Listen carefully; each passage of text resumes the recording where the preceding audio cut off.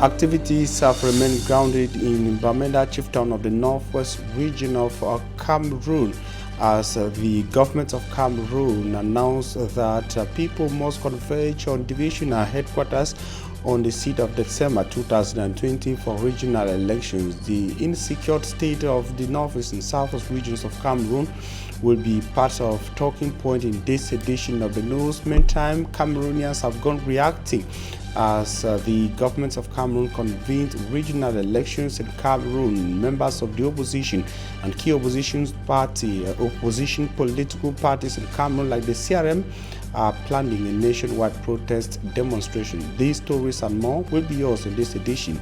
Thanks for joining us.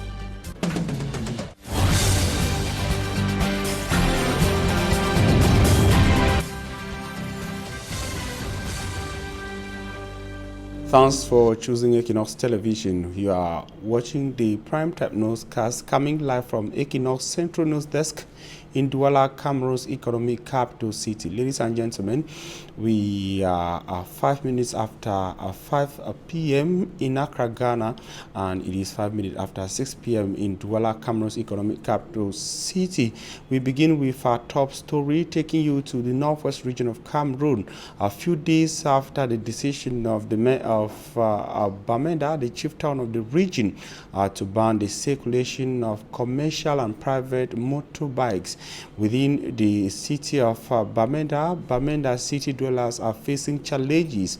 They are having difficulties going about the activities that have been grounded in larger portions in the Bamenda 1, Bamenda 2, and Bamenda 3 subdivisions. Some of them have resorted to bicycles in order to be able to circulate within the town of Bamenda. Simanji Gabriel paints a disturbing picture of Bamenda in the northwest region of Cameroon.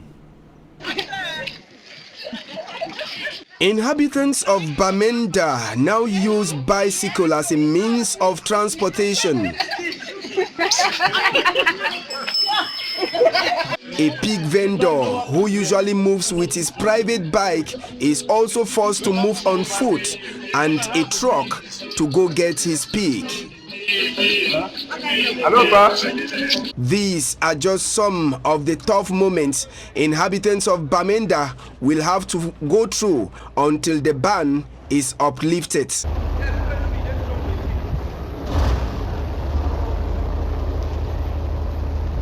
Commercial Avenue in Bamenda, Northwest Region on Tuesday.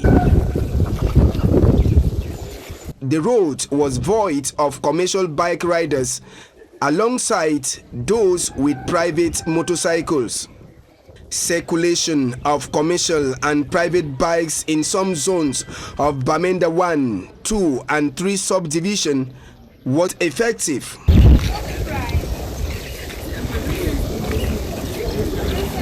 Zones which used to be busy on a working day were quiet with very little movement observed.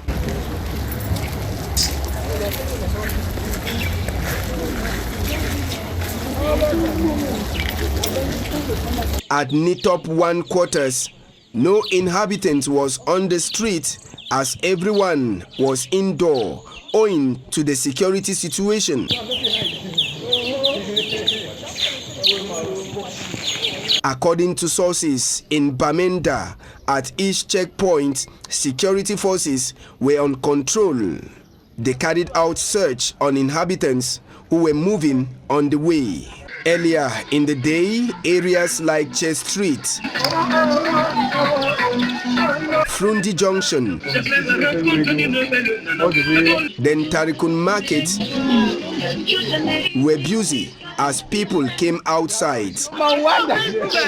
The decision to ban the circulation of commercial motorcycle in some zones of Bamenda comes days after a police inspector was gunned down by armed men on a bike. The ban on commercial motorcycles in Bamenda also forced separatists to put a ban on the movement of vehicles in the town of Bamenda. The once very busy Bamenda chieftain of the northwest region of Cameroon reduced to near nothing by the armed conflict rocking the Anglophone regions of Cameroon.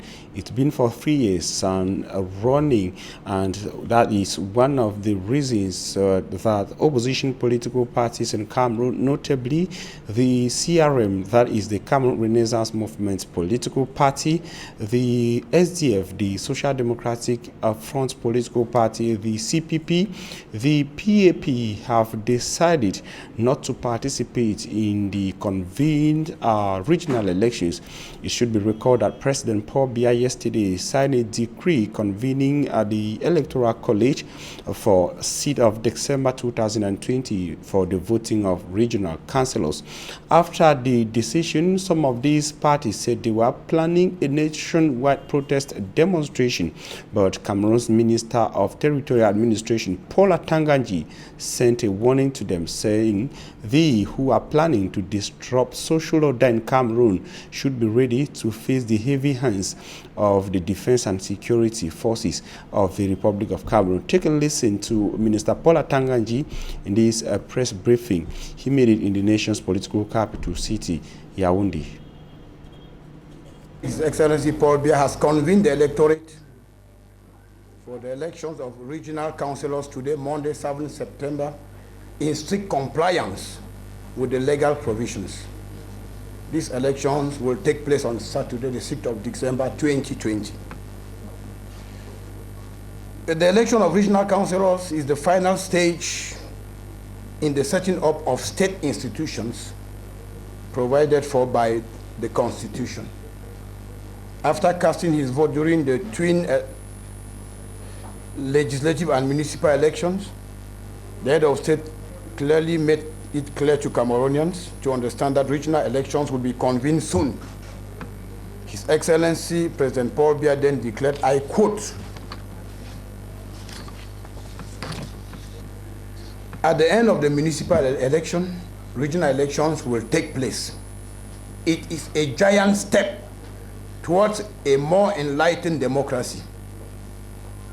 I am only satisfied, and I will thank Cameroonians for lending me their dynamism and support in the move towards this great democracy." End of quote. The regional elections will also mark the end of an electoral cycle that began on the 25th of March 2018 with the senatorial elections, followed by the presidential elections on October the same year, and the twin legislative and municipal elections of February 2020. The completion of this cycle will allow President Paul Biya to embark on the implementation of the program of great opportunities for which he was voted by Cameroonians on the 7th of October 2018. Dear pressmen, I should equally recall that the consolidation of decentralization process is a very strong demand of the Cameroonian people, who are sovereign and masters of their destiny. It is also one of the main recommendations of the major national dialogue. The decentralization process implies, therefore, the holding of elections of regional councillors, which is highly awaited by the vast majority of Cameroonians. The Minister of Territorial Administration, in his capacity as the government agent in electoral process, will support as usual the upcoming elections by making available to Elections Cameroon, the independent body in the material organization of polls, all legal instruments, namely the database of traditional chiefdoms, within the deadlines provided by the law for a transparent and credible election. As in previous polls, especially the presidential elections of 7 October 2018 and the legislative and municipal elections of 9 February 2020, the Minister of Territorial Administration will provide ELECAM with optimum security for the elections of regional councillors, which will take place nationwide in a very serene atmosphere. It has come to my knowledge that some political parties losing stream have made some irresponsible declarations by putting some preconditions for the holding of regional elections. This mischievous plan is aimed at destabilizing Republican institutions and is against His Excellency President Paul Biya, who incarnates them. Obviously, these threats have not fallen on deaf ears. Once again, I want to remind everybody that the Minister of Territorial Administration is in charge of maintaining law and order, the protection of persons and their property, as well as supervising the activities of political parties, associations, and NGOs. I want to make it very clear that no disorder shall be tolerated from any political party or any political actor. Dear pressmen and women, permit me to highlight a number of legal provisions that will be applied immediately if these irresponsible politicians ever attempt to disrupt the organization of the December 6th regional elections. They include Law number 2016/007 of the 12th of July 2016, Section 111, secession. 1. Whoever undertakes in whatever manner to infringe the territorial integrity of the Republic shall be punished with imprisonment for life. Section 114, revolution. Whoever by force attempts to alter the laws composing the Constitution or to overturn the political authorities set up by the said laws or to render them incapable of exercising their powers shall be punished with imprisonment for life. Law number 90/55 of 19 December 1990 to lay down regulations governing public meetings and processions. Cameroon's Minister of Territorial Administration, Paul Atanganji, speaking just after the presidential decree convening the Electoral College for the seat of December 2020 in Cameroon. This by the declaration of the Minat-Boss political parties of the opposition, mainly the CRM party officials, proceeded to their boycott and also called on Cameroonians to participate in a nationwide protest demonstration, according to a social media post from Olivier Bibou-Nissa, who is the spokesperson of the CRM political party national president. The party, alongside other parties in an alliance, are planning a protest demonstration to oust President Paul Biya, according to his declaration on social media. That is on social media. But in the city of Douala, we hooked up with politicians, notably Barrister Julius Achu of the CPTM political party, who thinks parties who are planning to boycott the election are only afraid of another failure, referring to the SDF party. With regards to the CPTM or the CRM party, he believes the CRM party has no councillors and cannot participate in an election which, according to him, will be a failure. Listen to him in the following extract. In 2018, why didn't they say that in 2019? Why didn't they say that in February this year? Meanwhile, to the best of my knowledge, on the contrary, those who were claimed to be secessionists are no longer on the field, because those who are there now are thieves and thugs who are actually hurting the population more than talk about secessionism or whatever. Whether you like it or not, they created fear, and who's afraid? The population. Who are those being killed? Members of the population. How many people have you heard have been killed? How much have you heard interchange of fire between the army and the so-called secessionists? That thing about secessionists has died down to banditry and highway and robbery, which is going on now. So the government has succeeded in containing the armed rebellion. That's when some people get up and say, well, we don't want to go in for elections. Fine, don't go. But those who are ready will go. That's the issue. If you don't go, those who are ready will go for it. They have no councillors, so they have no interest. And when it comes to SDF, I don't know why they're scared, because those elections are going to take place in the regional headquarters. Well, I just feel that the SDF is a party that has been subject to a lot of political failures, and I'm sure they feel this is going to be one of them. That's just why they are raising their shoulder and say, well, let it happen. We don't give a damn. All I think is that this issue about region has taken its time because of the COVID. That's some sort of disturbed the smooth functioning of the system in the world over, not only in Cameroon. So it has come now that the president said, okay, we got to remember there's a certain point in time, the same parties were accusing the head of state of being slow. Now that he's done it, now they change the format to say no, they're not going to participate. In any case, it's their democratic right to say, well, we're not participating. As they're not participating, those who are going to participate will participate, and the country will continue without them. But you see, how can you participate under the same laws on 3 different elections, only for you to come and say one of the tenets, a certain part of the law which is supposed to be respected, you want to go against it now? Does it make sense? It means you are doing something and the opposite. And at the same time, all those who are saying we are not going in for have benefited from this same law, because some of them are parliamentarians, some of them are senators, some of them are being councillors. How come you say that at the tail end of the process, you're not going to participate? To me, it doesn't make sense. But as I say again, it is a democratic right. And an opinion leader, Dr. Nick Ngwanyam, says it is a good move, but too late. He thinks this would have been done some 26 years, but believes Cameroonian can also look up to that as the opening of a door to a brighter future. Listen to him in the following extract.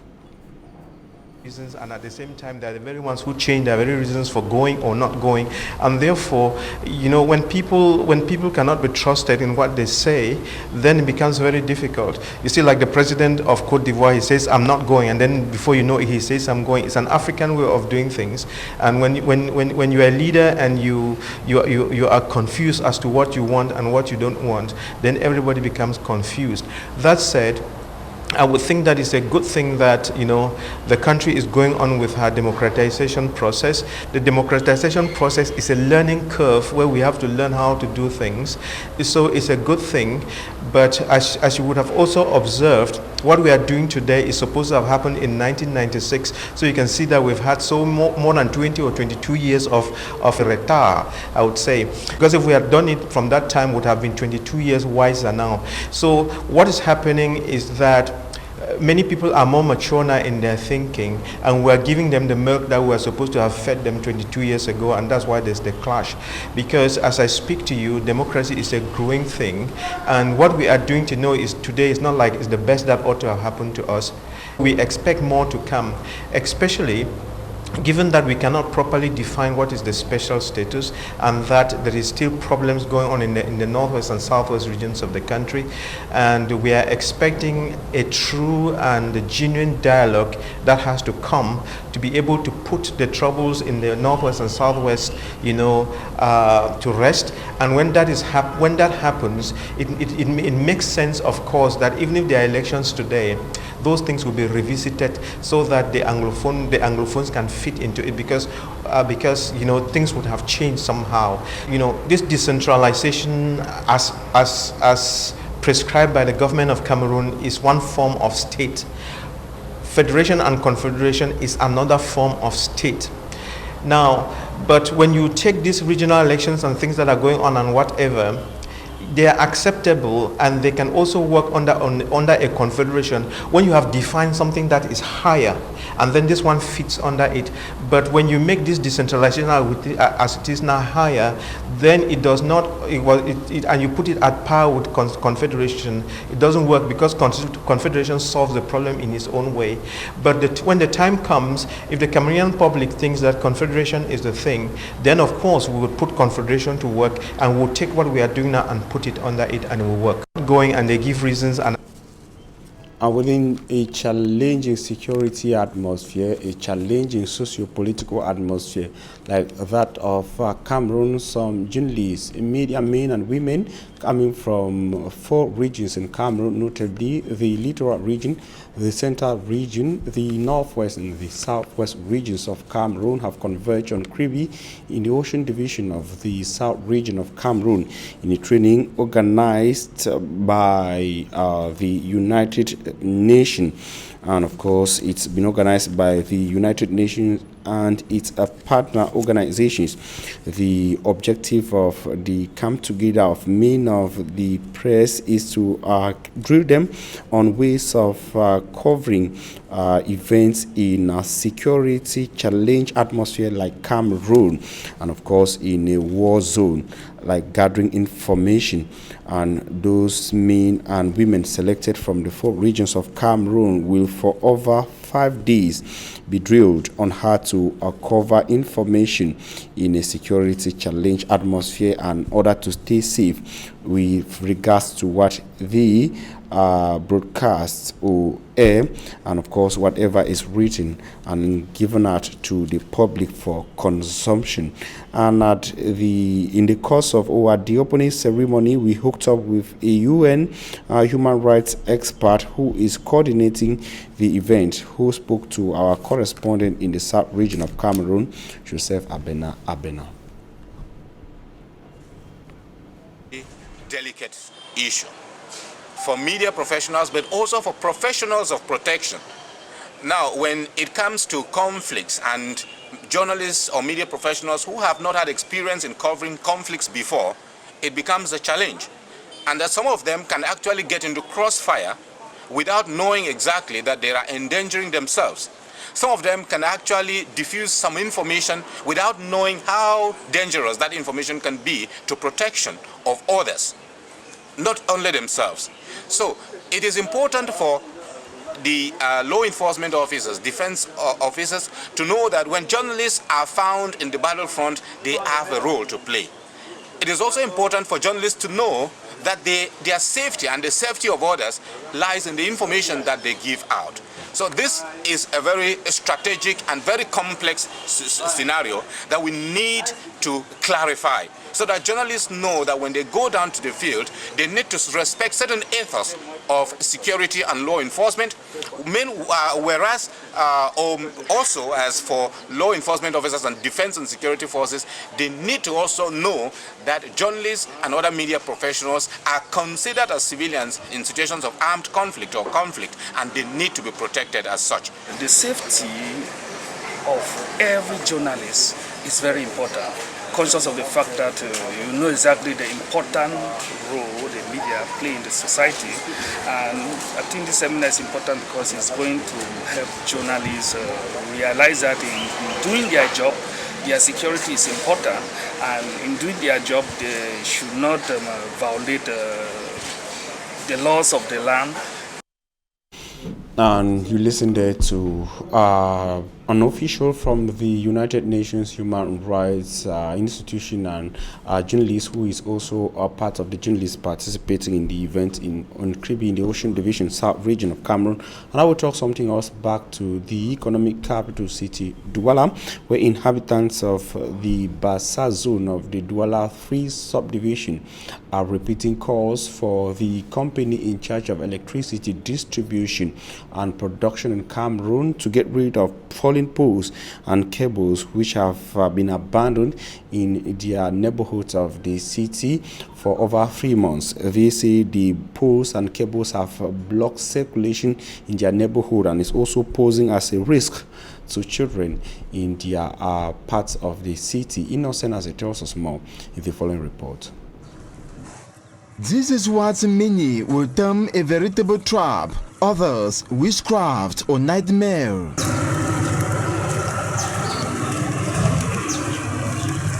A new electric poles and live cables scare majority of the inhabitants of the Bassa zone in the Douala 3 subdivision from using roads blocked by these abandoned dead traps. Where's Ramo? Only the courageous use these major roads despite high possibility of electrocution.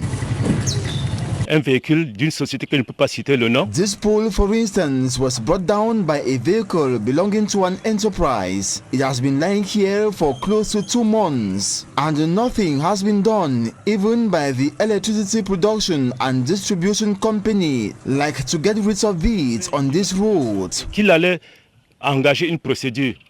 Bon, bien sûr que la procédure, je ne sais pas si elle est en cours ou pas. Il y a le jeu. If someone gets electrocuted to death, Enyo will be responsible. Si actuellement quelqu'un meurt ici, c'est Enyo qui sera responsable. Et nous avons là une école qui est là tout proche. We have a school here, and children in their hundreds frequent this road for holiday classes. Et nous avons aussi des enfants là qui sont en train de jouer tout près. A baffling issue as an Enyo branch office is found just 50 meters from here. Ce qui est lamentable, c'est du fait que l'agence elle-même n'est pas loin, elle est juste à la proximité. Not even a worker has been sent to come and take stock of the situation. Un élément de venir sur le lieu, sur le terrain et faire analyse de la situation. Nous sommes allés vers le chef d'agence. We went to the branch manager and complained, but no action has been taken till present. Jusqu'à présent, j'ai même saisi le 90, mais pas de suite. The fallen poles bearing street lights have led to rise of insecurity in the locality. Partout là, il y avait des lampadaires accrochés sur tous ces poteaux qui jonchent le chemin de la route. It has become practically impossible to move through the streets at night. Donc vraiment, nous déplorons ces situations. Arms are crossed and immediate action expected from Enyo officials. Several shops in Bamesengi in Buda, chieftain of the Bambutus division of the West region of Cameroon, have been burgled by men of the underworld. The incident that occurred Monday is sending shocks and fears across inhabitants or amongst inhabitants of Buda, who say it is coming few days after the controversial transfer of the gendarmerie commander for Buda, warrant officer Lashele Sebastian. Smart Njikan Gibre tells us more in the following report. Bamisenge neighborhood in Buda, West region of Cameroon. Men of the underworld resurface again after their absence for several months. Some stores involved in the sale of basic commodities in this locality have been broken into by men of the underworld. The men of the underworld took away several items sold by the vendors in this business place. A victim of the attack says it has been for a while they have not cried out. They are now calling on the authorities to come to their rescue. Qu'on essaie d'organiser, si on peut faire le comité de vigilance, surtout avec leur appui, parce que si on fait une comité de vigilance sans l'appui des autorités, ça ne va pas marcher. This incident is happening days after Senior Warrant Officer Lashele Sebastian left Mbuda after serving for 2 years. The population believe the forces of law and order will have to increase their patrols. The fight against COVID-19 is gaining grounds in Tombe, in the Coupe-Maninguba division of the Southwest region of Cameroon. The joint effort of administrative officials and health personnel of that part of the conflict-hit Southwest region of Cameroon is said to be yielding fruits, as Immaculate Fogwe tells us in the upcoming report. With just a COVID-19 positive case registered in the town of Tumbel in the Coupe-Maninguba division, southwest region of Cameroon, administrative and health authorities are stepping up the fight against the spread of the coronavirus in the area. So we are saying that we lost a colleague at the district hospital Tumbel who passed away, and sample was collected and tested and proven to be positive. We don't want more cases of coronavirus in our health district. We all know that COVID-19 is real, and government has put up measures to prevent the spread. Remember government measures of wearing your mask, of regular hand washing under running water and soap, or using an alcohol-based sanitizer. A committee of health workers have been trained and later sent to the field to sensitize the population on the dangers of the virus. It's for mass sensitization and screening for COVID-19. So if we have a positive case, we have a room to keep them, then follow up their condition for their treatment. If the case is a mild case, we will follow up treatment at the home. If it's a severe case, we will rapidly send the person to the special training center in Tico. Administrative and health workers were able to lead by example as they equally got themselves tested, a move greatly appreciated by local inhabitants. Okay, I was scared, but when I saw the authorities, the health personnel, they went to do their own, so I was encouraged. So I went also to do mine, and it came out negative. So I'm encouraging everybody in the community, in your household, in the market, I'm encouraging you guys to do your own and be tested so that you can prevent yourself and prevent others from getting infected. Administrative and health authorities are urging the population not to neglect any of the COVID-19 preventive measures in order to stay safe. Campbell, what is your motto?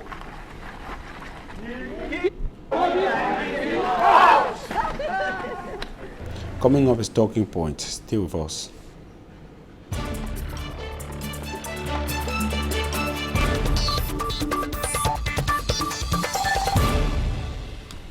Thanks for joining us on Talking Points. Today we are receiving a journalist. With him we shall be looking at the atmosphere in Cameroon. Some say it's uncertain, disturbing, just after the president convened the Electoral College for December 2020. Prince Joel Mokake, thanks for accepting our invitation. Thank you very much for me, Armstrong Sander. Good evening to those watching Equinoxe right now. Special good evening to those watching in the northwest and the southwest regions of Cameroon. The northwest and southwest regions of Cameroon, which is being used by the opposition as one of the reasons why regional elections should not take place in Cameroon, at least not for now, because of the crisis. Sure. You know, the population of the northwest and the southwest is regrettable that most politicians are using them as a bait to pass across their political slogans, because if you go through, be it the Cameroon Renaissance movement of Professor Maurice Kamto, they talk about the fact that there has been continuous deaths, but we should not let go the fact that there were deaths in 2018 when he went for presidential elections. It is the same slogan that is used by the Social Democratic Front of John Fundi, but we should not let go the fact that the crisis was ongoing since 2016 when the Social Democratic Front went for presidential elections and also went for municipal and legislative elections. Now, when you look at these two things, Armstrong, you start asking yourself that is this call actually genuine? Is these political parties, do they actually have the people in their heart? It's true that it's better late than never, but if you sample the opinion, like we've been doing in the field, if you sample the opinion of so many persons, so many Cameroonians, especially those in the English part of the country, they just feel that politics is not what they should be talking now. The people feel that the atmosphere generally is not conducive for politics. Because if you even look at what you are calling today the regional elections, I've said it on several platforms, even platforms here on Equinoxe, I've said that if you look at those who are, first of all, those who are today called municipal and municipal councillors, yes, those who are supposed to vote the delegates. That forms part of the Electoral College. Correct. Now, when you look at it, Armstrong, the issue is, in the northwest and the southwest, the people actually vote them. Because we know, if you read what the Social Democratic Front wrote, you discover at one time that the party says, I think in paragraph 2, the party says that in certain localities in the northwest and the southwest, people were regrouped. It means that they took people from different villages or from different communities kept them in one polling station, and they had to vote. They formed polling centers. They formed polling stations. Now, centers, yes. Sure. The polling stations were merged together to form polling centers, like the case of Momo, for example, where polling stations within the subdivisions were brought to Mbengui to form a polling center. Sure. And very few people could travel from the villages to vote in Mbengui. That's the issue. So when you look at it, these people that we voted, those we know that there are areas in the northwest and the southwest where there was just a single candidate. And automatically, because since the CPDM was represented in all the 360 subdivisions, it is automatic that where there was no candidate, the person who was alone won. So now, do you have these people who were not actually voted? Even if he or she was voted by just a single voter, sure. Like the case where some opposition political party leaders say soldiers actually voted for CPTM candidates in areas where villagers were not present to vote. We have villages that are now empty. Villagers ran away, and of course, soldiers present in the villages voted for the CPTM candidates. But Prince, you are raising an important point there. I wanted us to look at these things from this angle. You said the issue in the north and south regions of Cameroon is being used by some politicians, political parties, yes, to attain their objectives. Now, looking at it from a journalist perspective, the atmosphere in the northwest and southwest regions, taking the case of Bamenda, for example, is it actually conducive? Is it actually the right context, the right time for such elections to hold? For me, I'm from Sanders. Since 2016, I'm one of those journalists who have always said that what we should be talking in the northwest and the southwest now is not elections. I'm saying so because I have had to go down to these areas even during elections and after elections. You will discover that, I gave an example. For instance, you go to a village like Mile 16, some meters here from Imboya, yes, you will discover that the entire community has relocated because of the insecurity. And since the electoral code says that you can only vote where you registered, it means these people did not vote while in other French areas. Another area, I take you to Donga Mandun. Go to an area like Chongi. It's under the Misaje subdivision. You will discover that it is an area where completely was deserted by the people because there was a kind of an army camp there. Now, who are those who voted there? Automatically, it is those in uniform and some civil servants. Now, these people that were not actually, if at all, some people voted them. Let's say some in the northwest, because it will be, as a journalist, it will be wrong for me to say that completely civilians did not vote in the northwest and the southwest. In some areas, some people mustered the courage to vote. But a majority of what we call parliamentarians today, mayors and municipal councillors, were not actually legitimately voted by the people.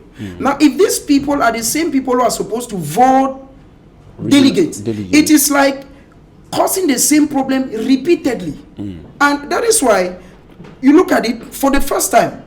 For the first time, I'm observing that political parties are becoming to get consciousness. Because you will see the Social Democratic Front, the Cameroon Renaissance Movement, the Modegna, the CPP, the PAP. In fact, all the political parties are coming up under one voice. And they feel that this is not the time to say elections. Because even if they were to go for elections, at the end of the day, the CPDM that has an absolute majority of municipal councillors, and we should reiterate, because there are two people to vote, municipal councillors and traditional rulers. We know the context of our traditional rulers today in Cameroon. Since traditional rulers were given a salary, they were kept on that salary, it is but normal that who pays a piper should dictate the tune. You don't expect that somebody who gets a salary should go against the boss. It means at the end of the day, in the whole of Northwest region, the SDF has just one council. That is in Bamenda 3. And the remaining other councils is the CPDM. It means that it will be difficult to think that CPDM councillors will go to vote an SDF regional councillor or regional delegates. Now, going further, Prince Joel Mokage, your analysis gives one reason to believe that these parties who are calling for boycott, they have no choice. To an extent, I would not say they don't have a choice, I want to say that they just discover, they regain consciousness. Because if we are looking for looking at taking the northwest and southwest regions as our case study, we understand that these parties do not have councillors in these regions. Sure. That is why many are those who are saying that, because I've been following events, and many of those, both on social media and some of the opinions I've sampled, many are those who are saying that some of these political parties are merely coming up because they don't have a representative. A case in point is the Cameroon Renaissance movement that boycotted the municipal and legislative elections. So the fact that they boycotted means that even if they were to approve of elections, they do not actually have somebody who was elected. But now rushing and moving away from politics. Now looking at the case where people died during the presidentials in the northwest and southwest regions because separatists said no elections in these regions. They died during the legislative and municipals. And of course another election is coming. And there are fears that many people might unfortunately go. Yeah, that is where the Minister of Territorial Administration, Paul Atangaji, comes into the ballgame. Because yesterday, you know, Armstrong, I don't know why at one time the government keeps giving certain individuals, because an individual makes just a statement. The next day you find people on the platform reacting. Because the Minister of Territorial Administration has reassured and told all those who are supposed to go to the polling stations that there should be no fears, there will be utmost security. But now, this is not the first time we're hearing this. We had this in 2018. Sure. We also had it during the municipal and legislative, that's in 2020. But we still know that a lot of souls were lost. We know very well that there were persons who were identified to have voted against the call that came from the separatist fighters that people should boycott elections.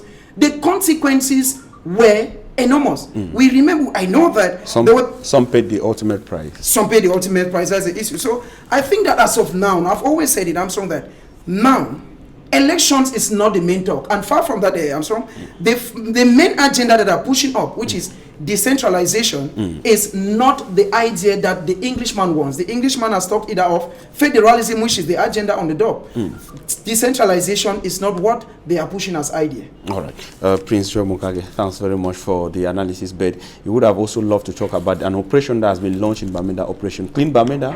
That's disturbing. Sure. I saw something that came out today, signed by the different heads of different heads, and they are saying that they want to